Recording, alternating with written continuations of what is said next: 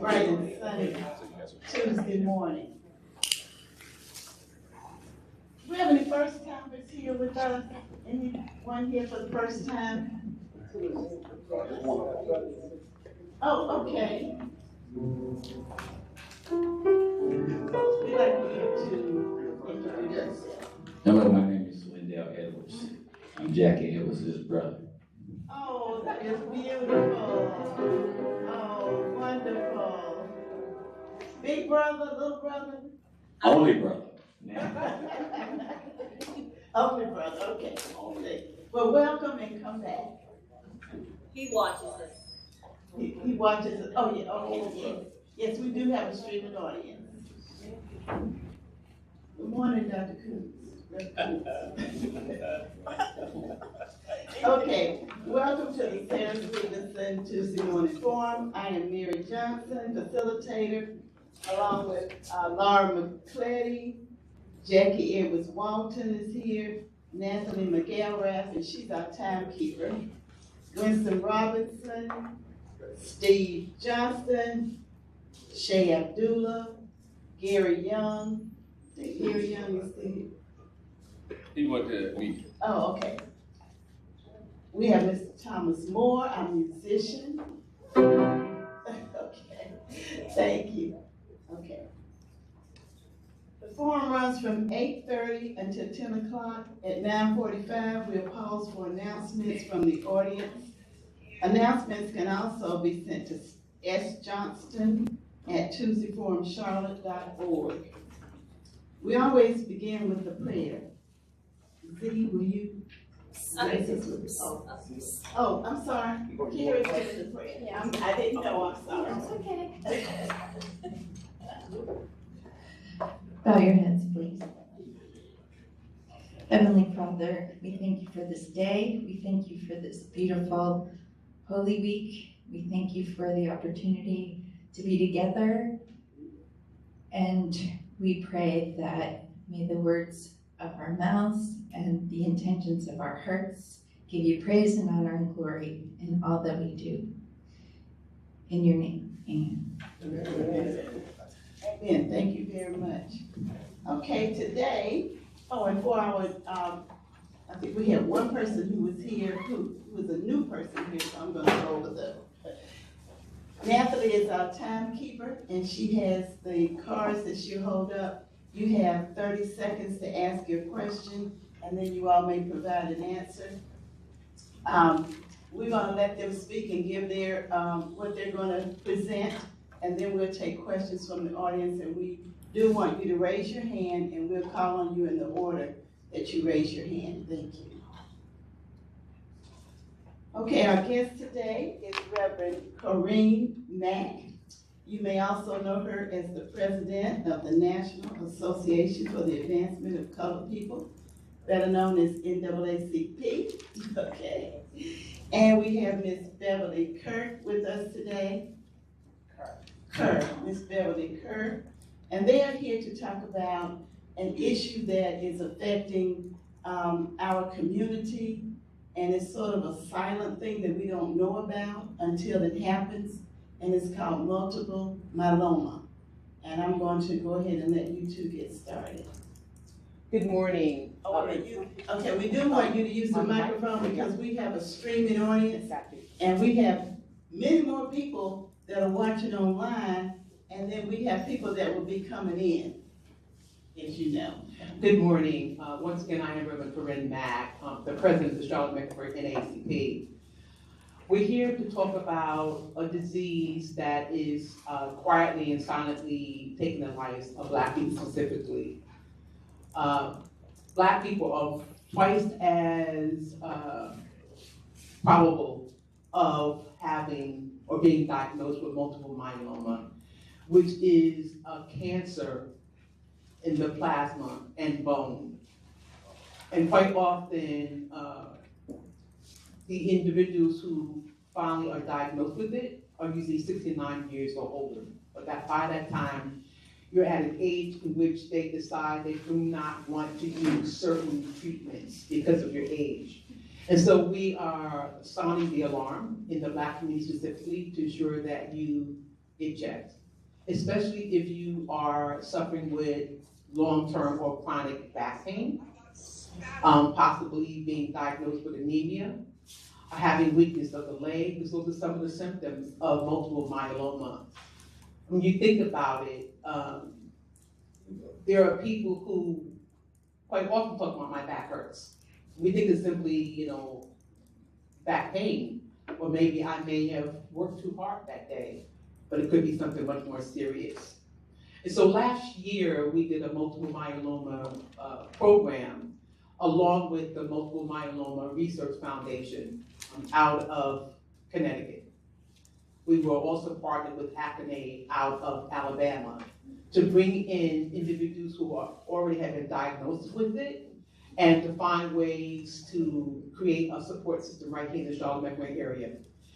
And initially we thought, okay, well, maybe a few people, but we had at least 28 that day in the room that had already been diagnosed. 28 Black people diagnosed with multiple myeloma, and no one had heard about it. I'm sure most of you in the room had not heard about it. And so that's why we're sounding this alarm. More importantly, because most people aren't diagnosed until 69 years old or older, this could be a really serious situation for someone who's already considered to be a senior, who may not even have health care. So I want you to know in advance that the work that Beverly Kerr, who is a survivor, who will talk about her firsthand experience, storytelling is so powerful. How we can overcome by being preventative, but more so how we need to actually be advocates for ourselves when we are actually diagnosed or when a loved one is diagnosed. And so what I want to do is turn it over to Beverly because she went through this firsthand. In the last 4 years, she and I worked together on so many different things, especially around healthcare for all. But when she was diagnosed, because of our faith, she never gave up. Even though she may have been told, you only have 6 months to live, she never gave up. And we prayed, and we prayed, we trust God. But faith without works is dead. And so although we were praying, we were also doing the work. We were also ensuring that she received the care she needed to receive. And she was surrounded by people who loved and cared for her and supported her. So Beverly, I want to turn it over to you. Good morning, everyone. Good morning. Of course, my name is Beverly Kerr, and I'm a survivor. And I'm a new survivor compared to some other people that I've met through our connections. But just getting to multiple myeloma in itself, multiple myeloma is a blood cancer. And multiple myeloma, it's hard to say too. I've been talking to them about changing the name because most of you would probably remember years ago there was a big push about bone marrow cancer. I think it should be that simple because often when you hear the word, it sounds so, when you hear just the word multiple myeloma, it's something, you feel like it's just something that you're not going to recover from. But my story started, actually, I started feeling poorly right around after I got COVID in 2021. I really started feeling off. And I had brain surgery actually in 2000. I found out that I had a birth defect that is called Arnie-Chiari malformation. I was 30 years old, newly married, and I ended up having to have decompressive surgery. So when I started having symptoms, of course, I'm a over 20-year health educator. I worked for the Rowan County Health Department for 13 years in targeted infant mortality.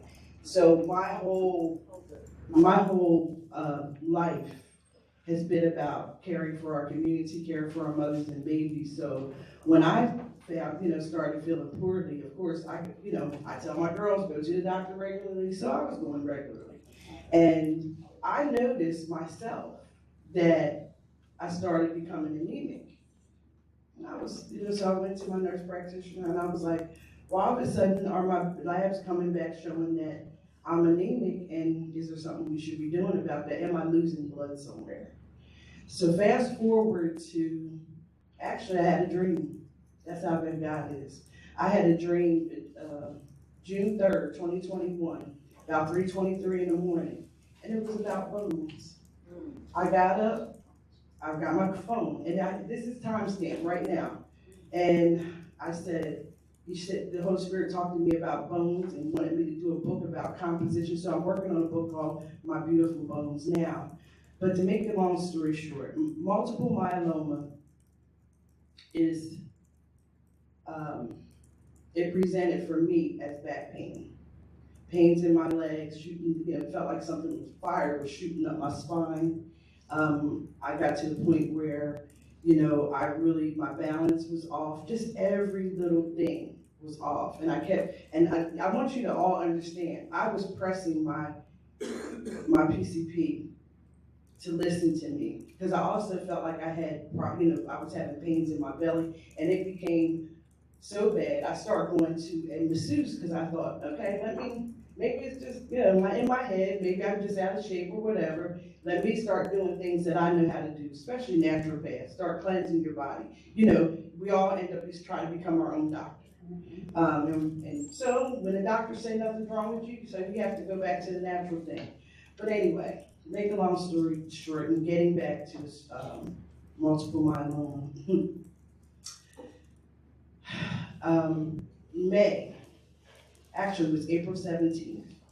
I was so sick, and I was tired of pleading with my doctor, so I went to another healthcare system. I went to Atrium, I went to the emergency room. My blood pressure was in the 200s,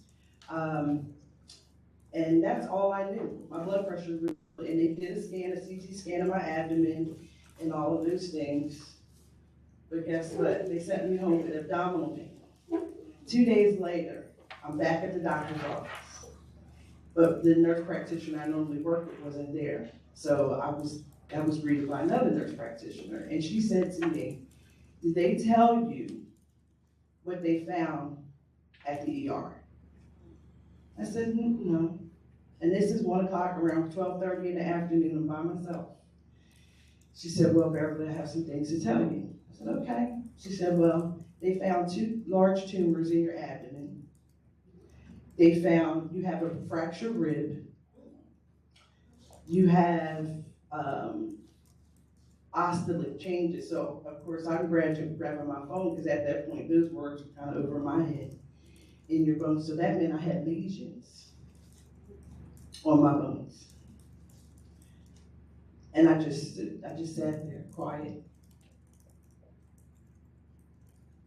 And I got angry, because I didn't think about myself. I think about how many people go to the doctor regularly and they complain about what's going on with your body, and nobody really listens to you. And so I said, okay. I said, well, what are we gonna do from here? She said, well, first things first, gotta get you another CAT scan. I'm gonna send you. So they sent me straight from there. I went to get imaging done of my abdomen. And she said, is there anything? I said, send me to the best doctor. I mean, what else can I say? I was numb. It wasn't a fear, because I knew as much cancer as I could gather. I felt like, okay, I'm going to be talking to my husband about leaving this world. God had another plan. I get to the Wallace Cancer Institute. I met Dr. William Brinkley. He is my hematologist, oncologist in Salisbury, North Carolina. He looked at me and he said, he never one time, I love him for this, he never said how bad I was. He said what we're gonna do. So we started my treatment on May 8th. I started my first dose of chemotherapy, and I went into shock. And up from there, they sent me straight to ICU, and I spent the next 4 months going back and forth to the doctor, because every time I got another dose, it was just like, Lord, it was just something else was going on. And I also had strokes. I had some mini strokes within there. So, I didn't even have time to really analyze, like, what is this cancer? What's this cancer all about? We went straight from to here. So I was on the internet and I said, okay, I need to learn a little bit more about this. And that's when I came across the Multiple Myeloma Research Foundation, and they had a webinar. And at that webinar, I had a lot of questions, so I was shooting the questions off, and they answered me back. And Miss Mary Jerome called me, and they asked me if they heard my story, and they asked me if I would be a patient, talk about my experience on the internet. And I said, absolutely. We did that January 24th of 2023, and it was the highest rated myeloma webinar that they had ever had. And what was really key about that was the doctor and also a nurse practitioner who was on there with me. I'm asking them questions because I didn't know I was in what they call MGUS. MGUS is the period where you're not actually in active myeloma yet, but you need to be monitored during that period. And you could be having symptoms, but you just don't, that's where I was. You couldn't put your finger on what's going on. So I showed up, said, you want to look at your labs. Your labs are so critical to your health. When you go to your nurse practitioner, you go to your doctor, make sure that they go over your labs with you. Don't let them have control over your lab results. And my chart is a weapon, but also a tool, and it's also a blessing. Because it's scary sometimes because you get reports that you don't want to see, but you also get to have some firsthand. You can do a little Google doctor. I always call it the little Google doctoring that we do. But with that, I went from 0 to myeloma. Found out that I had 8 tumors, not 2. The fractured rib that healed. I had surgery. Let me talk about this. I have to talk about Walmart. My husband works for Walmart Corporation. He's a truck driver. They have a program called Centers of Excellence. Everybody talks a lot of stuff, but I tell you one thing, that benefit is why I'm sitting here in front of you today. Because there's they reviewed all of my records. So they took over basically, and they said, we're gonna tell them how to treat you, and we're gonna make sure you get the top level care as quickly as possible that your body will respond to. And that was a relief, because a lot of people don't get that. And getting treatment quickly and efficiently is a key. So your next step, after they image and check all of those things, the next thing that they really wanna do is give you a bone biopsy. A bone biopsy, please, if you get diagnosed with multiple myeloma, you want anesthesia because they actually drill into your bone and they take material out of the sample so that they can see the level, of myeloma that you have. And I had several bone biopsies. December 5th, I had the 8 tumors removed. You okay?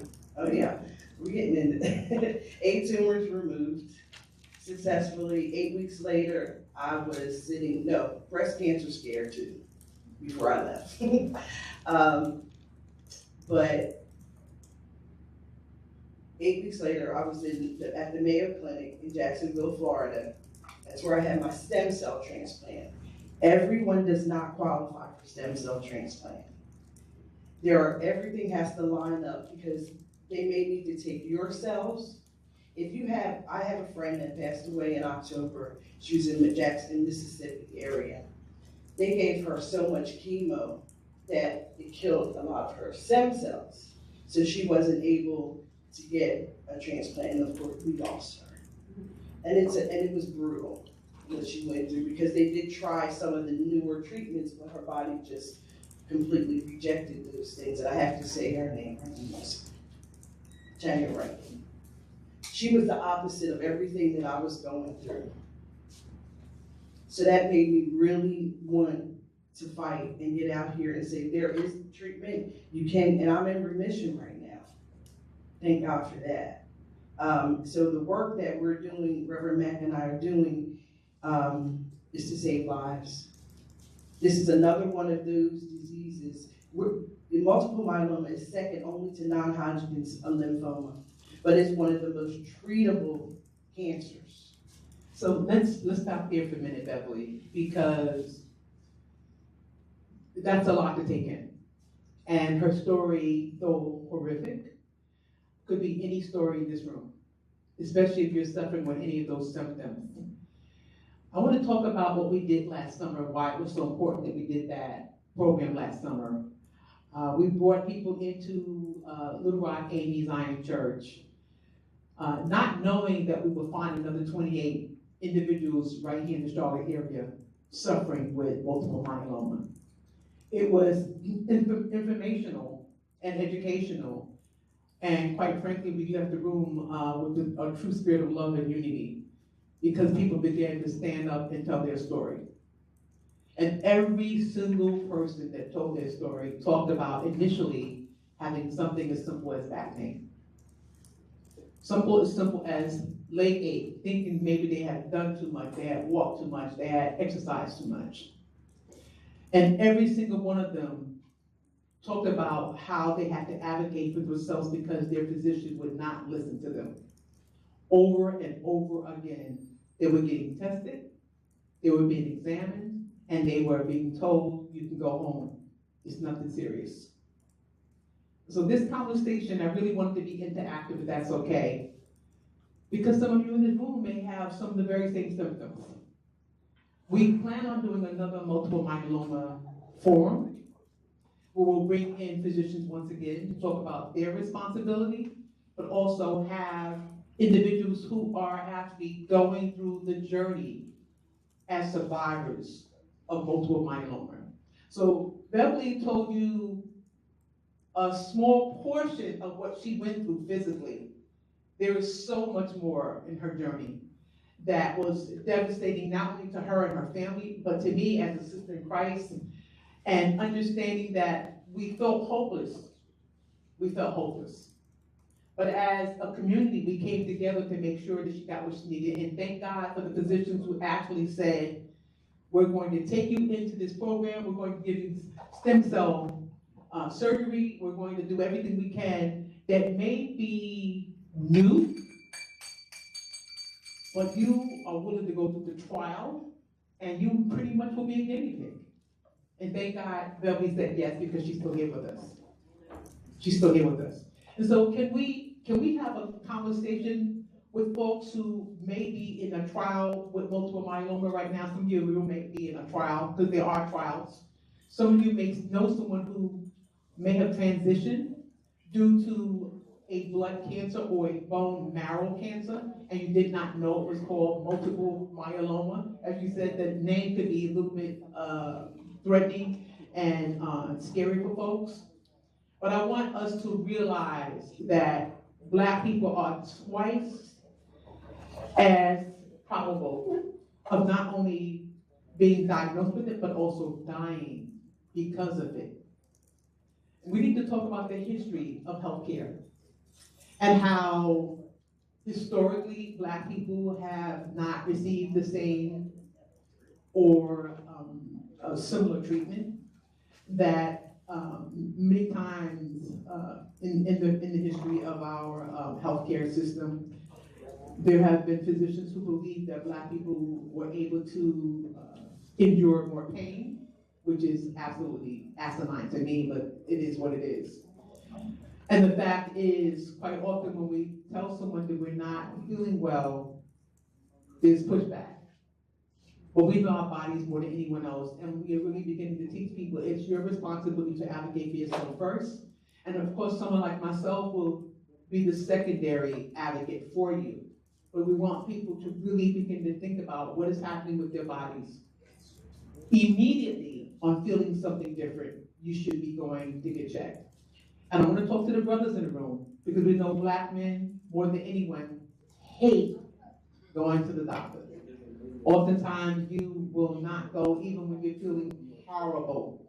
For whatever reason, we're asking you to really begin to think about not only yourself, but your loved ones, and how that would affect them if you do not advocate on your behalf. So, Beverly, I want to talk about the last year of multiple myeloma and the things you had to go through, because I think they need to see the journey, the true journey you had to go through just to survive.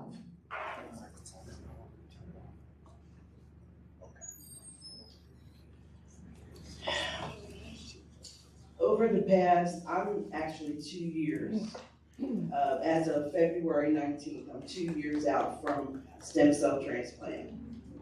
I don't look like what I've been through. I don't look like what I've been through. What happens to you when you go through, once they take your cells out, so I had to go to the Mayo Clinic and they took my cells out, of my stem cells out. It's called apheresis. And it's almost like a dialysis machine. They take your cells out, and those cells are then cleaned and processed and given back to you. But then sometimes you need a donor. It's just like looking for a kidney. You need to find a match. So if they can't use your cells, but I was blessed, that was it. But here's also another thing. I had to have 6 million cells. It took 4 days for my body to produce that amount of cells, and I had to get shots every day to build up the number of cells that my body would, so my body would give up my stem cells.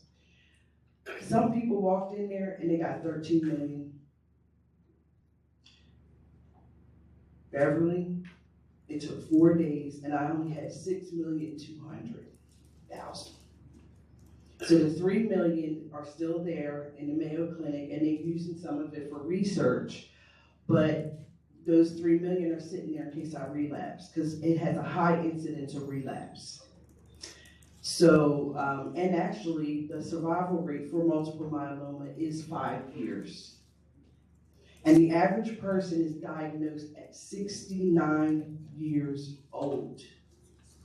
You are very sick normally by that time, not just, multiple myeloma. You may have other underlying conditions. So even with me, I really didn't have anything major wrong with me that I knew about, other than, I had the brain surgery in 2000, but that was devastating. You guys, I didn't sleep for 2 weeks after that.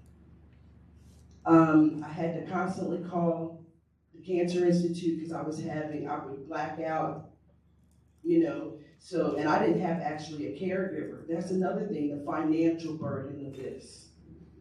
You got your physical thing going on, but you're talking about, this is hundreds and thousands of dollars in treatment you have to have every month. I go to the doctor every single month because I'm on maintenance now, and that maintenance drug is $21,000 every 28 days.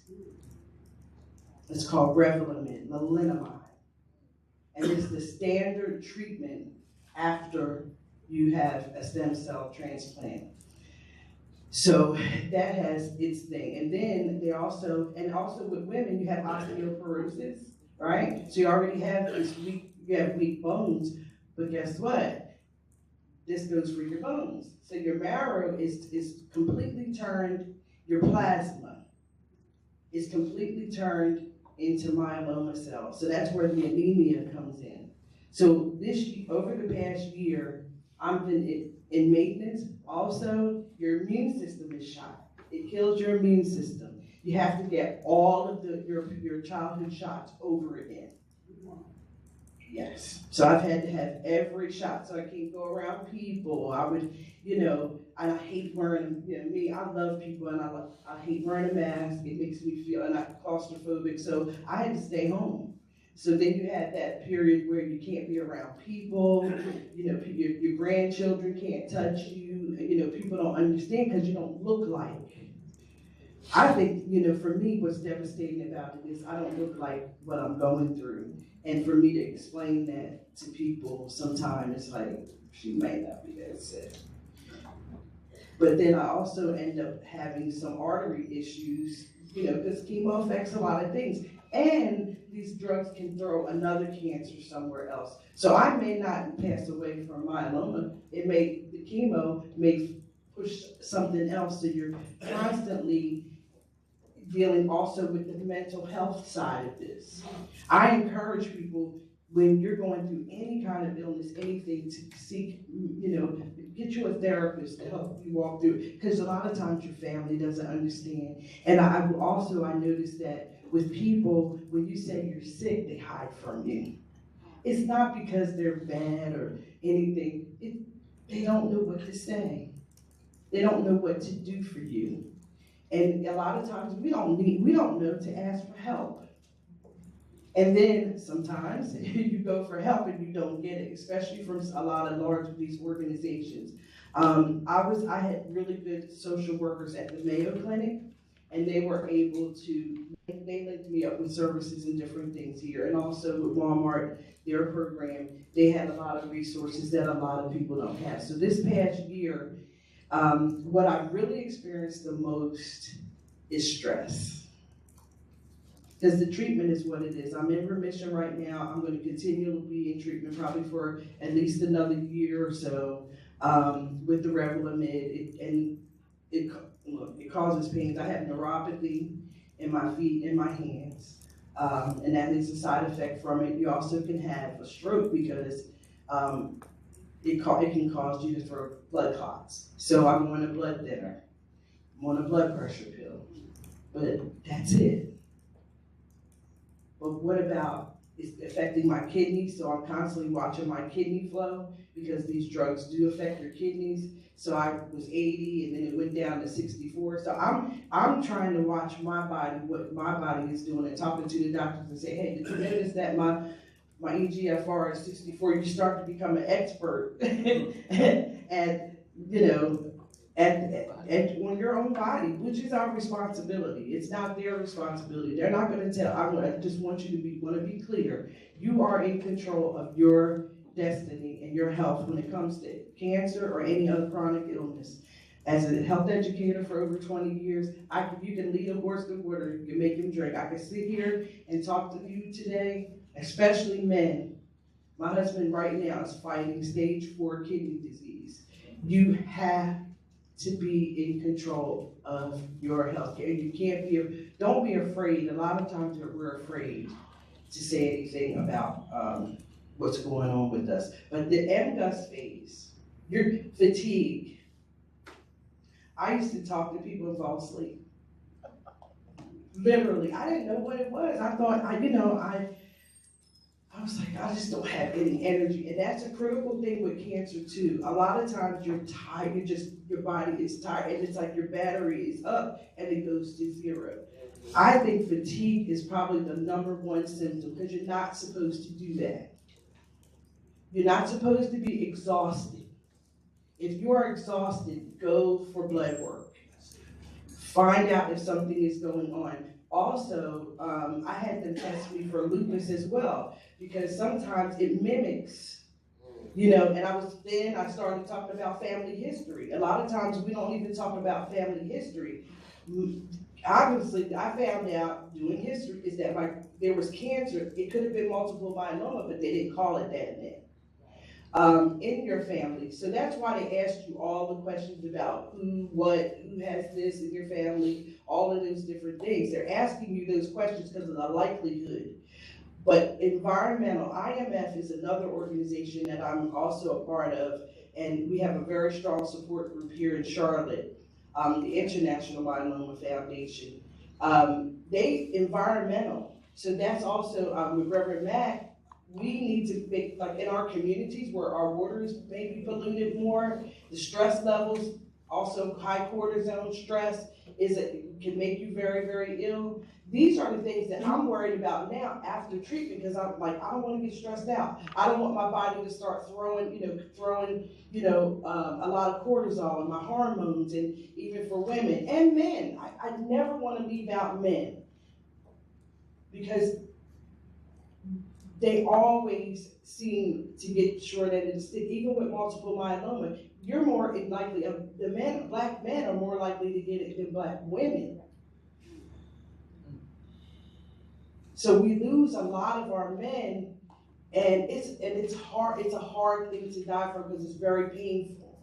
I just met a young man a few weeks ago that has multiple myeloma, and he was just telling me about his story and what he went through, and is doing well. And I hope the next time we do a forum, I can bring some of the people that I'm working with that they've been at. I have one lady, 26-year survivor. I have one, I'm the baby. I always tell everybody I'm the baby, but because of the work that I do and I've done with Reverend Mack and in my community, I've been sounding the alarm on multiple myeloma because you can survive and you don't have to suffer. There's a lot of treatment for it. Is there anything else?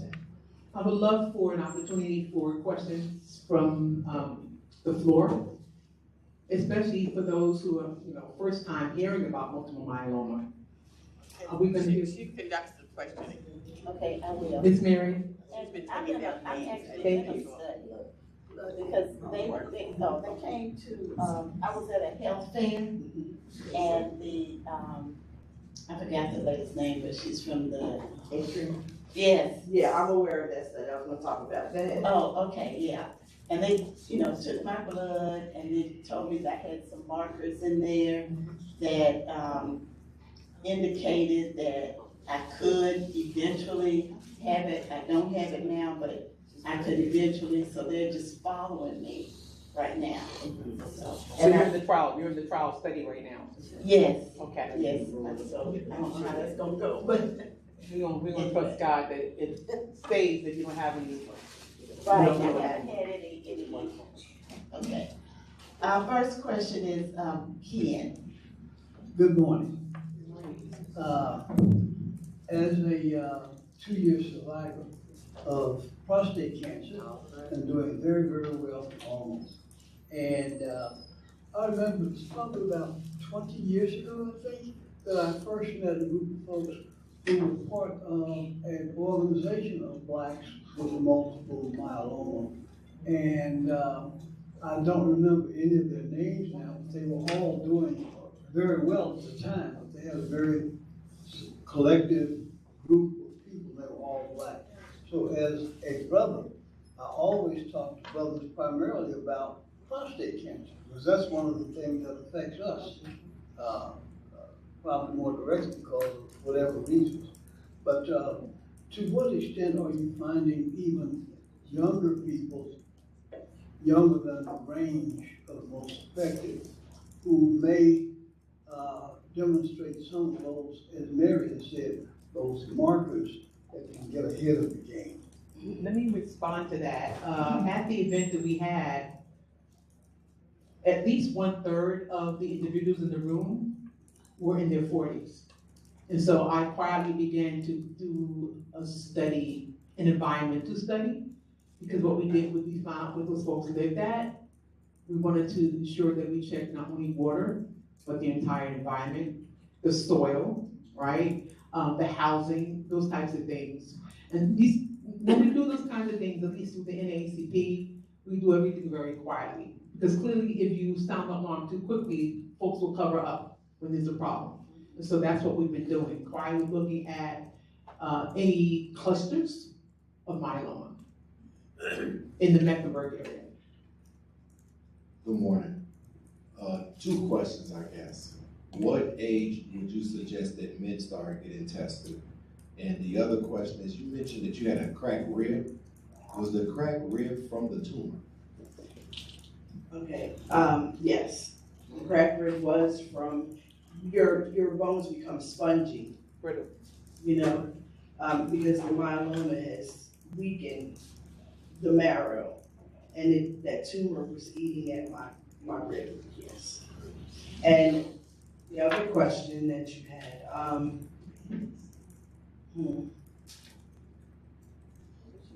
What age should men start? What age? what age, just like any other, I think all men start in your 30s, no less than your 30s. I mean, because so many different things begin to happen as you age. Certain things happen as you age. In your 30s. I'm pushing young people now don't wait, because see, things are much different. Our environment and our food is not nutritional, and we eat so much fast food, and, I noticed in the past couple of weeks how vegetables are going bad very quickly. So yes, the earlier, all of us, the earlier the better. The sooner you get some, like I told my husband, you gotta get a baseline that you don't have anything to work from. So if you start about 30, getting your baseline information, and that's men and women, get a baseline so that you can start to track if your blood is changing, or if you're, if you're starting to have more fatigue and those different types of things. So 30, I think, is a good age. Because I was diagnosed, I was 55 when I was diagnosed. But I was sick for a long time. It didn't just start. Now that I know, I was sick for a while. And the other thing, you're going to your family physician or general practitioner. If in fact there are any markers, then obviously you see an oncologist. But you probably need to bring up some concerns to the family practitioner so they can do the research. Many of them don't even know about multiple myeloma. So it's an opportunity for us to educate our physicians as well. Okay, I was next. I was just gonna piggyback on something you said about blood tests. When you go to your family doctor, they don't do that type of extensive blood testing. Not only that, but not even for cholesterol and all of the tests you got, high blood pressure. They have like a standard panel, but you need the big boy. Exactly. And they go deeper, and you can get it at, well, I got it through Atrium, but I forgot the name of there's a place in Charlotte you can go and get a really complete blood workup. Okay, so that's what I was. I'm actually working with the laboratory here in Charlotte, relatively new, PhD laboratory. They were at the Community Connect event there on Reagan Avenue. Dr. Troy Veal is doing a lot of work and a lot of research. I'm part of I don't know, some people in here, you might recognize me. I was on the news a little while ago because I was there promoting PhD laboratories pharmacogenetic testing. And what they did, they took my, it's a swab. It's simple. I went to the office, took a swab, took all of my medications, took a medication list. And what that test does, it looks at my genetics compared to the medication. And we found out that I had some medication I was taking that was not, like, for example, I give warfarin, which is a blood thinner.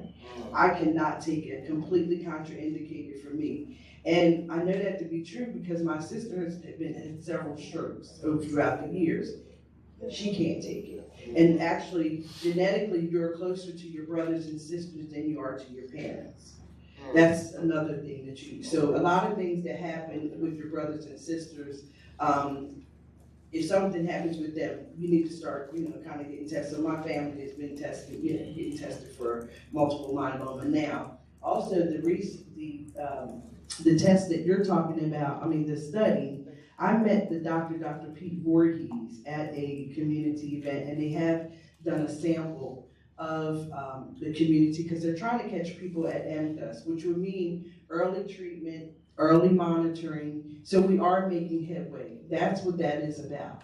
And from that, they're saying, should we start Revlimid or some of these other drugs, these lighter drugs like maintenance drugs, should we start them sooner and avoid multiple myeloma completely? So that may be the future of myeloma. A lot of research is going on, but that's kind of what they're using that information is to say, can we prevent? We want to prevent myeloma and cure it. So we're close to both. We're close to cure, and we're also close to a treatment plan for that. Any other questions? Yes, right. Yes. Thank you for sharing. Thank you for sharing that story. I wanted to ask you about genetics, and you talked about that. But also, are you, I wanted to ask, are you still an anemic? No, Okay. I'm absolutely I just had lab work last week. All my tests, I got a phone call, I listened to my message this morning. All my tests have come back, great, nothing, I have nothing going on. And also what they look at is called M-spike. That's what they're gonna actually look for when they get your blood. It's called, and it's all these words, that's why I said, we gotta make it simpler for everybody, because MCUS is really, the word itself is kind of hard to understand, but MGUS is that, and then you have MGUS, then you have the smoldering phase, and then you have active. So your body is going through 3 different levels before you become active with multiple myeloma. And ma'am, I can't remember your name, but Miss Mary, she's a prime example. She's actually what you would call in that MGUS phase. They're watching her. I have one of the ladies that takes my blood, and she's in the same phase. But we're hearing more about it now because we're getting this word out. And I thank you, Reverend Mack, for loving me and our community like you do and taking this on, because you don't have to die from these things. And I also encourage naturopath. I make sure get a naturopath natural treatments. You have to build a team with this. You need to build a team. So how many of you do any natural treatments? Like you take ginger or you're using it? I'm just curious to see that. That's good. That's right. How many of you take vitamins?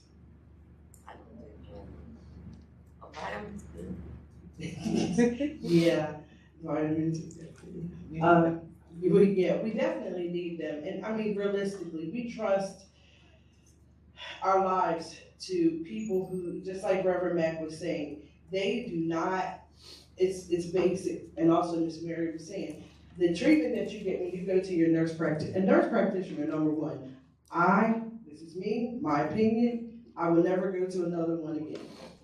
I want a medical doctor that has background and understands. Not that there's anything wrong, but they're not educated for those particular illnesses. So they don't know. You can't blame some. I really was mad at my nurse practitioner, but she didn't know.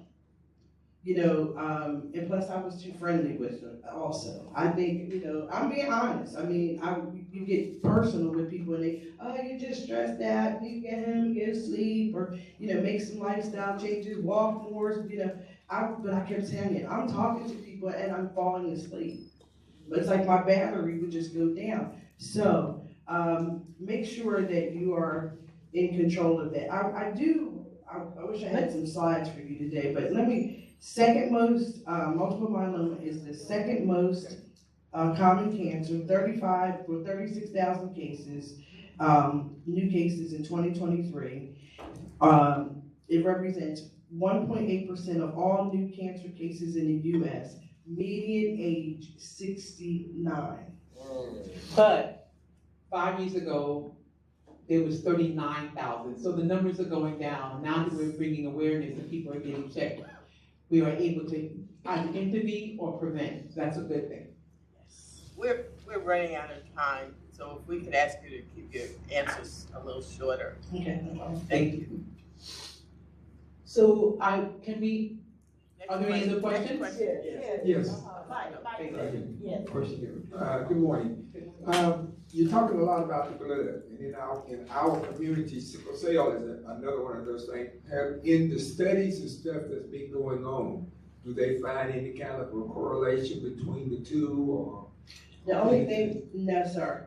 The only thing that I have heard is that with sickle cell anemia, they are looking at doing stem cell transplants as a line of treatment. I do have a friend, her daughter is in a study right now that they're looking at that as a treatment. That's the only thing I've heard. I've never heard any correlation between the two. But we have heard that in the African American community, we have a deficiency of vitamin D more than any other race. And so when you think about ensuring that we take vitamin D and zinc, they usually work hand in hand.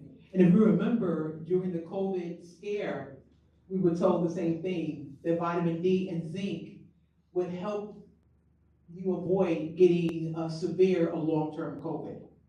So there's something to that. So for those in the room who have not taken vitamin D, who've been diagnosed with low vitamin D, begin to take vitamin D3, K, and zinc. I said D, I'd like to elaborate on that. D3, K2. We could Yes. move on, because we do have a lot of questions. Okay. Okay, Thank you. Carrie. Can you tell us the specific screening test to ask for?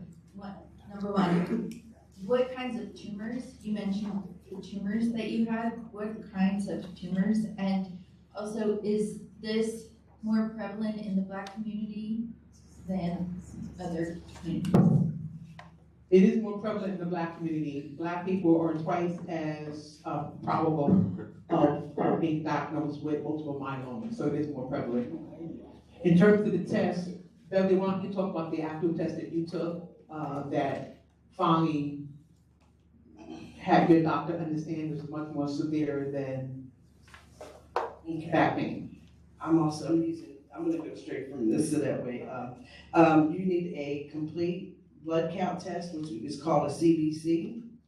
And that looks at your red blood cells and white blood cells. They will look at those, your hemoglobin and your white blood cells and platelets. They're gonna also ask for these tests, because you can. A metabolic panel, which is your albumin, your potassium and sodium, those tests. So it's like, what do you call it, your CBC and your, there are two major ones they do, CBC and, wasn't on top of my head. But they check for beta 2. With your standard blood test, they will see you'll see the anemia. The anemia will trigger them taking, because this gets complicated. I'm gonna be honest with you, I'm not a doctor and I don't claim to be. But the first test that you need is a CBC test. And that test will give your doctors a clear understanding of what it needs to do. And they will teach you about your labs. That doesn't really get complex until you get to your oncologist, hematologist. And that hematologist is who you need to see for your blood work. Not a regular doctor. Ask them if you can see a hematologist.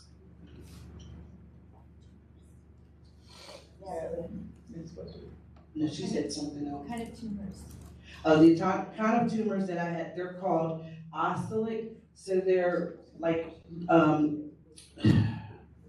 it's like having,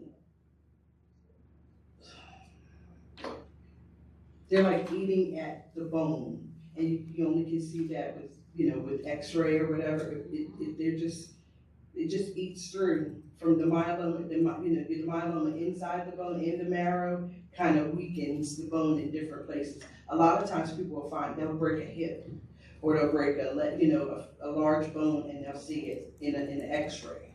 That's how it shows up. There's no, they just say osteolytic. There's no real, that's the only thing I know. And that's next question, please. The next question, and thank you for being here and sharing your story.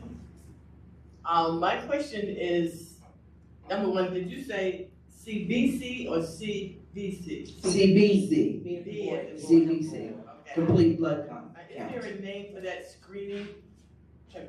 No name for the screening, okay. Then my question really is, it seems as though it's a very slow-moving cancer. You're saying it's a blood cancer. Is a blood test the only way that they can determine if you have the markings for it? The blood test will show that there's, like I was saying, the anemia. It's going to start showing that kind of thing because it's your blood count. Your blood cells are made in your bone marrow. So that's going to be like the first thing that you're going to see. The biopsy The bone biopsy is where they actually diagnose you. So that's what, like, I'm glad you asked that question, because that's what makes it kind of difficult, because you have to get past that phase for them to say, okay, she needs a biopsy. So the bone biopsy is truly when they say, yes, this person has multiple myeloma. They won't say you have it until if it's in your bone. They're going to your bone marrow probably. The best way to advocate is if you in fact are diagnosed with anemia, or if you're having severe back pain or leg pain, you should be telling your physician, listen, I heard about multiple myeloma. Is it possible that that may be a problem for me as well? Can you now give me a referral to an oncologist? Because that's the only way you're going to find out yay or nay, is going to the oncologist. So if you're not anemic, then The probability is you don't have, the probability, but anemia is one of the major symptoms. I wouldn't say, okay, if you have a lot of cancer, like if you environmental, like in your area, if you have like poor water, you're exposed to a lot of chemicals from your job, if you're in an environment like that, and you know through the years you've been around a lot of chemicals and things, I would definitely start asking, if I'm having pains of any sort, I would ask them to start digging deeper into my blood work, just as a standard, ask them to really check, because that to me, I was exposed to a lot of chemicals. I had a trucking company, and I was exposed to a lot of pesticides. I know that for a fact, and then my father was a scientist, so I've been around chemicals most of my life, but for 7 years, we were delivering flowers, and pesticides were one of the things that people, and if you're in landscaping and stuff like that, definitely, make sure your doctors are watching, especially men. Make sure if you have friends that do a lot of landscaping work with a lot of chemicals, please get screened. Ask them to check your blood frequently. Good morning. Good morning. I wanted to, you mentioned something about all those films you had, and that they kept them. I couldn't hear you. Oh, my stem cells. Yeah. Yes. And it made me think about hearing me out of that. Yes. Yeah. Yeah. I have osteoporosis. What do you suggest that I do at this point? I would start having a conversation with my doctor about just ask them to screen you for it, because there is I'm not going to say there's a correlation, but with osteoporosis you are losing bone, and you might want to know why. Just say, hey, I was in a forum and I met a young lady that was has multiple myeloma. I just can you tell me? Then you'll see if they have knowledge about it at all. Because if they don't know, they're going to sit there and be like, I don't know why she would say, So use that as now that you know about myeloma, start saying the word, letting them know that you're educated, that there is a blood cancer that is plaguing our community and we need help. Is there any other questions? We have 7 more questions. Okay. Thank you. You mentioned earlier about the Walmart benefits and the financial burden that typically comes with healthcare. Are there any things that were a component of that healthcare plan that particularly saved the house financially as you were going through treatment? Okay. When initially, Walmart they have a $1,500 benefit to their employees that they have. They have a $1,500 benefit that you can get to help with, bills and things like that. But the insurance, and I messed up because, I didn't, on Allstate, they have a plan for critical illness, right? And that critical illness plan will give you $40,000, well, it depends on what you purchase, but you can have, $20,000, I think $30,000 and $40,000 as soon as you're diagnosed. They will give you that to help keep your family afloat or anything like that. But my husband started working there May of 2022. 23, I was diagnosed. Wow. So that's the other miracle about me sitting here in front of you today. We had our own company, and Walmart, it was literally down to the wire that I was actually even covered by this plan. So, yeah. And let's talk a little bit about healthcare very quickly, because in North Carolina, we had to fight to get healthcare for thousands of individuals. And quite frankly, there's a threat that we may lose it again. And that's why it's important that we engage around this struggle, stay engaged to ensure that the state legislators do not turn back the clock and take healthcare away from thousands. We're talking about over 500,000 residents of North Carolina did not have healthcare, and they refused to give it to us. Last week, we had former Governor Cooper here with a pastor's brunch talking about this very thing, how healthcare is so vital, right? We believe that healthcare is a human right, but if we believe that, we need to be in the fight for healthcare. I wish that all companies would do what Walmart does, because it's look how much money they're saving because I'm better. And it keeps your families together and all that. And my husband was able to travel too. They get a lot of benefits. Next. Okay. Did you, Jackie? Go ahead, Jackie. Yes, I don't know if you've already answered this, but can you talk about the importance of persons being involved in investigational studies? Have you already? Yes, Multiple Myeloma Research Foundation is a company that promotes clinical trials. That's where their strength actually is, and over the past 3 years, this is when they decided to come out into the community and do the Community Connect projects. Number one, so we can educate people, but also encourage people with multiple myeloma to become a part of the clinical trials. The young lady brought up Henrietta Lacks. A lot of times in our community, we don't want to do it because we feel like we're a guinea pig. But if you don't do clinical trials, we don't have your DNA in order to make a drug that is specific to our community. So having a clinical trials are paramount, and that's really what Multiple Myeloma, they're research. They are a research-based company and have taken a major position in African-American communities' health. That's on the clinical trial side, the medical side. But in terms of environmental studies, we need OSHA and other entities to do investigations to ensure that your community is safe, especially predominantly Black communities. And next.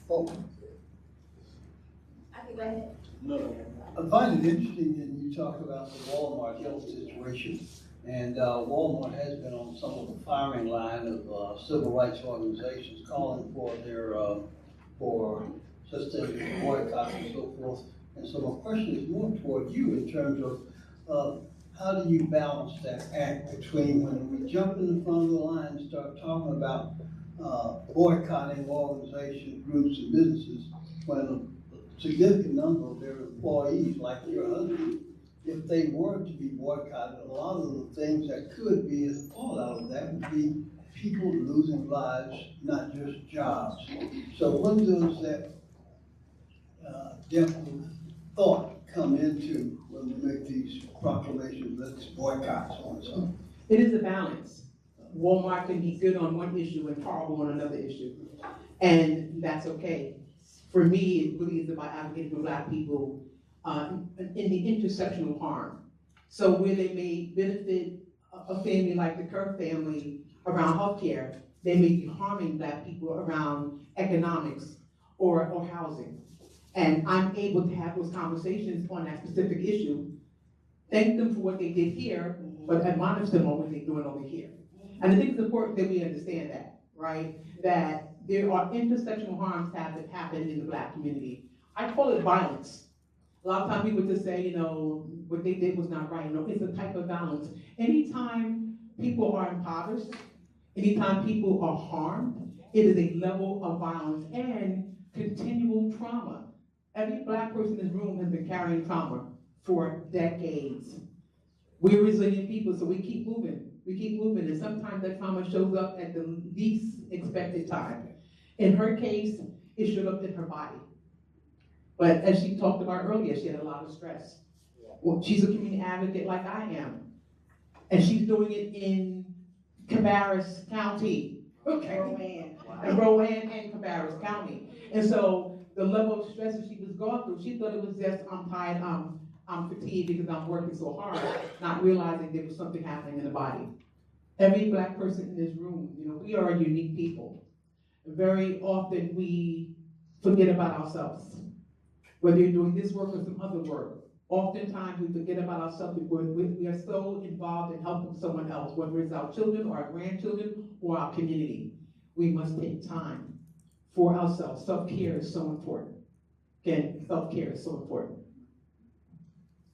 Hi, yes, thank you so much. This is really good. You mentioned the foundation, the research foundation. What is the foundation doing in and with the community to help reestablish the breach of trust that's been specifically within our community when we consider cases like the Henrietta lapse and multiple other cases? So what specific things is the foundation doing to help reestablish that trust? I'm going to start with letting you know the foundation reached out to us specifically, reached out to me specifically, understanding who I am and how I believe in authentic conversations for Black people specifically. And the foundation is made up of a white woman and a Black woman who are leading this charge and still really don't understand the depth of harm being done to Black people. That's an opportunity for us to teach, right? To have the real conversation about how this really looks beyond multiple myeloma, because multiple myeloma is a symptom of a much bigger system. Quite often, these big conglomerates and corporations and even foundations are making millions of dollars on the backs of Black people, right? And they were put back in. They did put back in the Black community when we asked them to. For that particular forum, they took care of everything. We didn't spend $8. They did everything for us. Food, all the preparation, all the marketing, everything. And at the time, I was hosting the National NAACP convention at the convention center. They came into that space and began to teach people. We had 20,000 Black people come into the city of Charlotte from all over the country. Now people are understanding, oh, this is something I never knew about. Maybe I need to go get checked. So this company, this foundation, took the time to begin to educate, inform, and be a blessing to the folks who came into the city of Charlotte, which is why this is a continuum for us. This conversation must continue. We must begin to tell people. I'm sure most of you in this room never heard of multiple myeloma, but now you know about it. Once you know, right, you must begin to move differently and do better. That doesn't mean other corporations are doing the right thing. That doesn't mean most healthcare facilities are doing the right thing. It is our responsibility to ensure they do by doing the work, by speaking up, by being authentically truthful around a particular issue. We can no longer be fearful. I tell people all the time, we can have fear, but we must move past our fear to advocate on behalf of ourselves and our families and our community. Also, to allude to that, the Community Connect was the first year that they had done it in Philadelphia, New York, LA, also Louisiana, New Orleans, and this year they're going to Baltimore and Jackson, specifically because their numbers are really poor myeloma in Jackson in Mississippi as well as the Baltimore area. So they're targeting those two this year. But the first year I went, it was in Atlanta. The first one was in Atlanta, and it brought out a lot of people, and a lot of people are becoming more aware about it. So a lot of work is being done by multiple myeloma research. Next question. Outstanding. I didn't want to interrupt your flow, Dr. Mack. You're absolutely dropping gems. You mentioned something earlier regarding doing soil tests in the environmental studies, which brings up, the social impacts of where Black people currently reside in cities across America.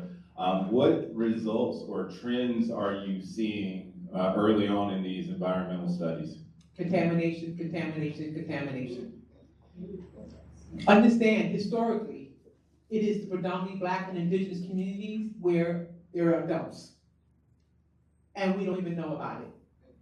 There are even situations where they're building on land that they already know is unsafe land. When we talk about low-income housing, we need to make sure that that low-income housing is being built on land that has already been tested to ensure that we're not having cancer clusters. And I can tell you, not so much in Mecklenburg, but in Western North Carolina. Is it Western or Eastern? What is it called? Western North Carolina. We found quite a bit of cancer clusters.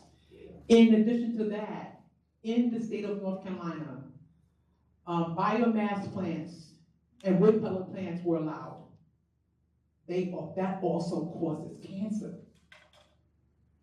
That also causes cancer. In the areas where there are pig farms or hog farms, because of the flooding we've had due to the change of the climate, that also causes cancer. So we have a higher level of being diagnosed with many different cancers because of our environment. That's why we must begin to advocate on behalf of ourselves. My oncologist said to me that they're getting younger. The cancer patients are getting much younger, and a lot of the factories, like we had a lot of factories. We had a lot of factories and things in the community where I live, and yes, they are seeing, with GIS, we're seeing the clusters, even from a healthcare standpoint, we were seeing that when I was working with the county. Any other questions? Okay, that ends our question, and then we're gonna start with, let's just give these two ladies a big hand. This was so informative, and again, I had never heard of it either and they have been at several health fairs that I've been to. They're there, so please get tested. Okay, we're gonna start with the women. Let me let her make an announcement. Mary, thank you. I don't have an announcement. I just wanted to take this opportunity to thank Ms. Mack for all she does in the community. Not only on this issue, but you are out front, your advocacy, your community engagement, and all the causes. I am at the point in my life that I want to do things, but I'm just tired of adulting every day for everybody. You get tired, but you continue to go on. And I want to say, I appreciate you, and I'm sure this community does. So thank you. Thank you. To God be the glory. Okay, yes, I want to, from Reverend Mack, just to take a few minutes here to talk about what she does in the Charlotte community. Because even though she is the president of the local chapter of the NAACP, she's an advocate, not just for civil rights, but for healthcare, for education, for roads, all of this. So if you could just take a minute and give us a little background on you. Because you are just really a very, very significant person in Charlotte. To God be the glory. Ms. Corine got me in tears. So let me just tell you a little bit about myself, and then I'll tell you what we're doing. I am number 12 of 13 children, born and raised in Harlem, USA. Really raised in Black nationalism. So all I really knew is Black love. I was grateful and thankful to get a full scholarship to the Dalton School, which is a very prestigious private school in New York City. There were only 10 Black people in the entire school of 3,500 students. I was one with a full scholarship, academic scholarship. And so that education really prepared me for such a time as this, along with my 7 older brothers who I adored. Civil rights and human rights is what my parents did every day. Although my mom and dad had 13 children, when my father came home as a longshoreman with crates and crates of food, he would have us sit down with brown bags, fill them, hundreds of them, and take it to each door, knock on each door and give everyone food. They had 13 children, okay? But they always gave back. And we believe that the price of being on this earth and living for God really truly is community. A lot of people don't understand that. So what I do really is my purpose. I'm called in ministry at 18 years old, and my ministry is prison ministry, so I dealt with people who most people thought wasn't worthy but we all have worth. And I met some real diamonds in the rough. And when they got out, truly began to live their life for God and for God's people. There's no way you can say you love God, God who is love, and not love people. In saying that, the work that I do is because I love. It is my purpose, because I love. I may not like some folks' spirit, I'll tell you that, but I still love them. And so, as an advocate for the NAACP, we have 14 committees. We have healthcare, workforce development, and the WIN, which is Women in ACP. We have housing, social media. There's just so many committees, and we have committee chairs. And I hope my committee chairs are as passionate about the work as I am. Sometimes they are, and sometimes they are not. But this organization has 117 years of advocacy and civil rights.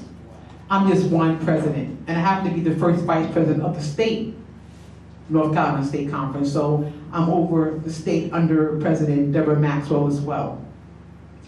I'm here to tell you, my level of frustration is deep, like Ms. Carlin said, you get tired.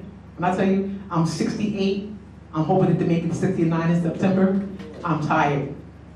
After all these years, over 50 years of my life, I am exhausted, but I can't give up. And I can't give up because everything that my mother and my father and my siblings fought for is being rolled back. We are now moving into the third Reconstruction, okay? The Jim Crow 2.0. And too many of us, black and white alike, and every ethnicity, is chilling like everything's okay, and it's not. So even though we may disagree on many levels, we need to find a way to unify around specific issues, which is humanity and civil rights, or we all will be losing. So the work that I do is not that I'm so much better than anyone else, it's that I'm passionate and I am unapologetically black. And some folks are afraid to say that. I am not. I elevate black lives first, and everyone else can get what's left over. It's just the way it is. Because I really believe that when black people are free, everyone will be free. I really believe that black lives will matter, right? Black lives will matter when it matters to all people. So all lives will matter when black lives matter. And because my mother was born on a Indian reservation called Miccosukee Reservation in Daytona Beach, Florida, as a Seminole Native American indigenous woman who happened to have an African father, I don't play no games about our people. And that's how we need to think. Folks who make you feel like because you love your blackness, that means you must be racist. Well, first of all, we don't own these systems, so we can't be racist. We can have bigotry, we can have bias, but we cannot be racist. When we love our people, we are no different from any other race. They love their people, and that's a good thing. But loving your people should never, ever encroach on someone else's right to live or have a good quality of life, right? And so don't be afraid to say, I love my blackness. It's a beautiful thing when you know our true history prior to 1619, the greatness, the power of blackness, the beauty of blackness. I was grateful to sit at the feet of the Honorable Shirley Chisholm for 12 years and learn who I was as a little black girl. There is nothing greater than black women on the earth. I'm telling you to tell you that. Nobody tell you that? There's nothing greater than black women. To the black brothers in the room, okay? Because we brought you in the world. Nothing greater than black women. We need to know who we are and walk in the spirit of pride of who we are, not only as a human being, but culturally. And so the work that we do, I hope that each of you belong to the NAACP Charlotte-Mecklenburg branch. We're the largest branch in the state right now. We're doing some things. And a lot of what we do is quietly done. Because sometimes when the enemy knows what you're doing, he comes in like the devil he is, to kill, steal, and destroy. So you don't have to be out front talking about what you're doing. You just do it. Right? My background is transit. I was a union vice president for transit workers in New York City, the only woman representing transit workers, and the key negotiator against the MTA. I am now sitting on the Mass Public Transit Authority here in the Charlotte area. I don't know how much we can get accomplished, but I promise you I'm a voice for the people, unapologetically. But I need your prayers, I need your support. Lastly, I want to tell you this. We have several things happening this year in North Carolina, specifically right here in Charlotte. On April 22nd, there will be a healthcare for all event at Little Rock Amy Zion Church. That event will be at 5 o'clock in the evening. We will feed you a full soul food meal. Fried chicken, baked chicken, collard greens, macaroni and cheese. We got it going on. Come on out. But that conversation is about us and how we need to advocate for each other to ensure that we do not lose our health care. Because what we're dealing with at the General Assembly is problematic. And some of you in the room know that. We also know that we have to come together around the upcoming midterm election.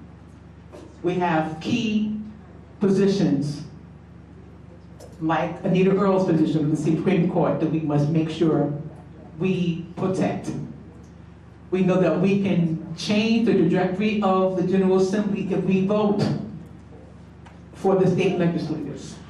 We also know we're voting for the county. The county individuals handle all of the programs, healthcare and all those programs in the county of Mecklenburg. That's April 22nd. On April 11th, we're going to be at Little Rock again for a candidates forum. You can hear from the candidates. On June 19th, on Juneteenth, we will have a Juneteenth event dealing with intergenerational mental and behavioral health trauma. We've already had one forum and it was powerful and phenomenal. Having young people and senior people talk about their trauma, how they dealt with it, how they're still trying to move through it. We're doing the second one because the people in the room wanted the second one. In September, on September 12th, there will be a free concert at First Ward Park because of the history of First Ward. It will be a gospel concert with Pastor John B. Key and other gospel artists. That's free. Bring your lawn chair, have a good time. But on the same night, we're bringing in food for us, by us. Actually, let me go back. On September 11th, we're doing a fashion show with Johnson C. Smith students, wearing FUBU brand new wear, and engaging young people on coming out to vote. The very next day, we will have the Carolina Music and Video Awards. That is a paid event, but that's with FUBU and Wu-Tang Clan. So we're bringing some things here to the Charlotte area, not just for us to have a good time and be entertained, but we know that Black folk like to be entertained. Let's tell the truth, okay? While we get you in the room and we get your attention, we want to begin to engage you in registering to vote, ensuring that you get the ID so that you can vote, and that we are collectively working to ensure that everyone votes. The NACP Charlotte branch will pick you up and take you to the polls like we did during the primary. We must work together. We don't tell you who to vote for, but we tell you you must vote. Ooh, that's a lot. You are amazing. You are able. Oh, and there's a city, I'm sorry, there's a multiple myeloma city walk on, what day is it again? That's June 6th. On June 6th. And it's gonna be start at the NASCAR Hall of Fame on June 6th. Site opens at 8 o'clock and the walk begins at 9 a.m. and that's in support of multiple myeloma. I'll be there. And Vanessa Chance Knight, if you wanna come out and participate, you can go onto the website and sign up under her. She's here in the Charlotte area. Her name is Vanessa Chance Knight. Partner with the NACP Charlotte branch. Yes. Thank you. Okay, let's just thank this is a phenomenal lady here with Women's History Month, and I think that she has done a phenomenal job in Charlotte. Thank you very much. I'm going to let Jay Hill make an announcement about who's going to be here next week. I need him to do that. Okay, good morning, everybody. Before I say that, I just want to do a quick shout out to, some folks that are always supportive here. So shout out to Danielle Thomas, who, is Charlotte Ledger's 40 over 40. Congratulations, sister, for all the amazing work that you're doing in the community. So next week, I'll have the honor and pleasure to talk about my story, being a Charlotte native, being from West Boulevard, and owning a PR agency here in Charlotte, giving some love to my mentor and all that kind of stuff. All right, so, I'm sorry.